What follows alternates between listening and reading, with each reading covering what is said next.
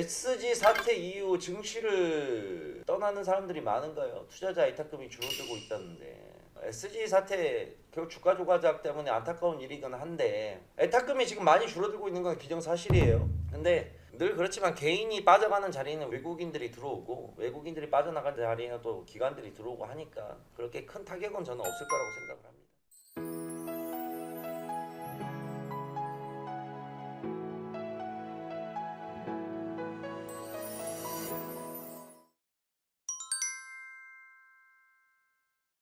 네, 반갑습니다. AP투자연구소의 이호수 전문가입니다. 반갑습니다. 최근 SG증권발 무더기 하한가 사태 이후 많은 투자자분들이 국내 증시에 대한 우려감을 갖고 계신 것 같습니다. 그래서 오늘은 이에 대한 데이터들을 확인해보고 어떠한 우려감들이 현재로서는 지속되고 있는지 다양한 내용들을 한번 살펴보도록 할 텐데요. 가장 먼저 살펴볼 수 있는 건 투자자 예탁금을 한번 알아봐야겠습니다. 증시가 오르던 21년까지는 월별 예탁금이 평균적으로 증가되는 모습을 보이다가 22년 2월 들어서 급격히 꺾이기 시작합니다. 아무래도 증시가 하락하는 모습을 보이다 보니 거기에 대해 우려감을 갖고 예탁 잔고가 줄어드는 모습이다 라고 우리가 시사를 할 수 있는데, 다만 올해 들어서는 사실상 증시가 계속해서 반등하는 모습을 보였었고 월별 예탁금을 살펴보아도 증시의 상승과 함께 예탁금이 증가하고 있는 모습들이 확인이 되실 겁니다.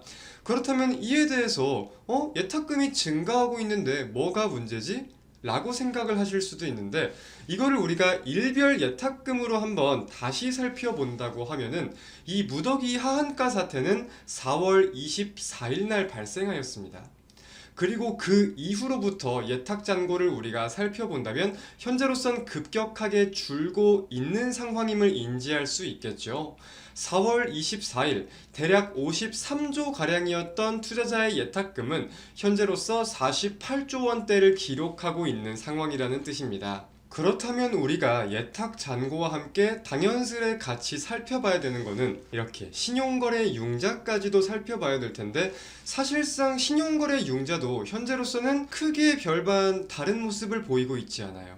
4월 24일 무더기 하한가 사태 이후로 급격히 꺾이는 모습들이 이렇게 확인이 되고 있습니다. 그리고 별도로 그 이후에 어떤 일들이 있었는지 추가적으로 좀 더 살펴본다면 5월 12일 CFD로 추정되는 반대 매매 물량이 한 번 더 증시를 덮치면서 사실상 불안감이 증폭되기도 했다고 여겨보고 있습니다.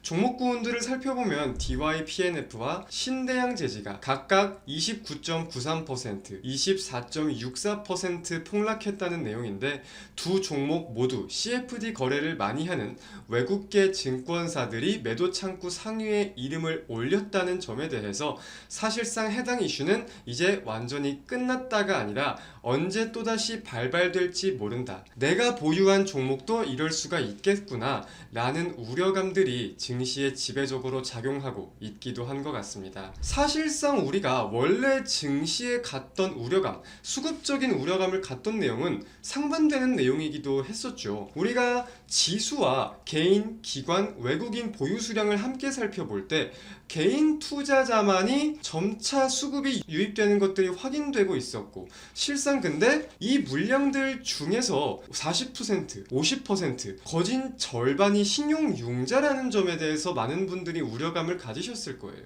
근데 그런 와중에 코스닥의 시가총액이 유가증권, 즉 코스피 시장보다 5배가량이 작은데 코스닥의 신용융자가 코스피 시장을 보다 앞서는 것을 보고 나서 정말 국내 증시 왜곡 현상이 일어나고 있구나 라는 평가들도 굉장히 잦아했었습니다. 그래서 우리가 이 내용을 정리해보면 사실상 원래 증시에 대해서 가지고 있던 우려감은 신용융자 잔고가 너무나 급격하게 올라가고 이에 대해서 증시가 하락하면 반대 매매가 이루어질 가능성이 높다 보니까 증시가 또 하락하고 또 반대 매매가 펼쳐지는 이 악순환 구조에 대해서 우리가 우려감을 가졌다면, 지금은 SG증권 사태 이후에 우리 개인 투자자들이 증시를 떠나고 있는 상황에 대해서 인지할 필요가 있는 거겠죠. 사실상 우리가 좀 이어가지고 다양한 내용들을 따져본다면 이런 하한가라던가 주가의 급 변동 관련된 내용들이 나오는 건 당연히 증시에는 악재로 작용할 것입니다. 첫 번째로 국내 증시의 신뢰도가 하락할 거고, 이에 대해 증시의 자금이 이탈될 거고, 국내 증시는 자연스레 밸류에이션 대비 저평가 국면으로 강제 돌입할 수밖에 없는 수순도 따져볼 필요가 있는 거겠죠. 물론 개인 투자자의 자금이 이탈되면서 국내 증시가 밸류에이션 가치 대비 저평가 국면에 돌입되고, 이를 외국인 투자자가 개인의 물량을 받아주는 형국이 나올 수 있습니다. 하지만 반대로는 외국인 투자자의 자금도 이탈이 되고, 이러한 자금들이 한국을 제외한 여타 신흥국, 선진국 증시에 유입이 될 수 있는 가능성도 따져볼 필요는 있는 거겠죠. 결국 국내 증시에 자금이 이탈된다는 건 원화의 약세를 일으킬 수 있는 요인이에요.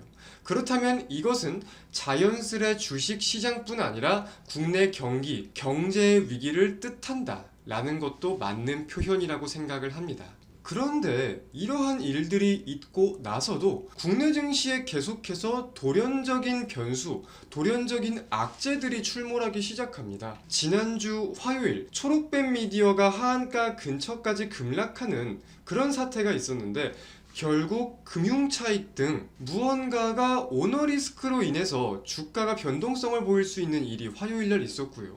그리고 곧바로 다음 날인 수요일, 이화전기를 포함해서 관련된 종목들이 거래 정지를 당하기도 합니다. 어떤 내용을 가지고 있죠?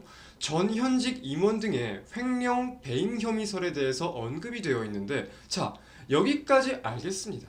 근데 그 다음날 또 어떤 내용이 나오냐? 그 다음날은 에코프로의 전 회장과 관련된 내용들이 나와요. 미공개 정보를 이용한 부당 차익 관련된 내용을 가지고 에코프로와 에코프로 BM 관련된 종목들이 급락세를 보이기 시작합니다. 물론 갑작스레 상승하며 시가총액 코스닥의 시가총액 1등, 2등을 차지하게 된 것은 맞으나, 결국 코스닥에서 가장 지배적인 종목에서 이러한 오너리스크가 나온다는 것은 국내 증시의 투자 심리가 약화될 수 있는데 충분히 작용할 수 있겠죠. 자, 그리고 그 다음날 금요일 어떤 게 또 발생하냐? 아까 수요일날로 말씀을 드렸던 이화전기 관련된 종목들이 거래정지에서 풀렸다가 다시금 거래정지에 돌입이 됩니다. 근데 여기서 웃긴 내용은 거래정지가 풀린 이후에 이 이화전기 그룹주들이 상한가에 돌입하고 20%를 넘기는 급등세를 보이고 있다가 장중에 2시 반 근처에 갑작스레 다시금 동일한 내용을 가지고 거래 정지가 이루어졌다는 거예요. 그래서 저 같은 경우는 돌발적인 악재들이 갑작스레 너무나 많이 출몰되다 보니까 국내 증시 자체에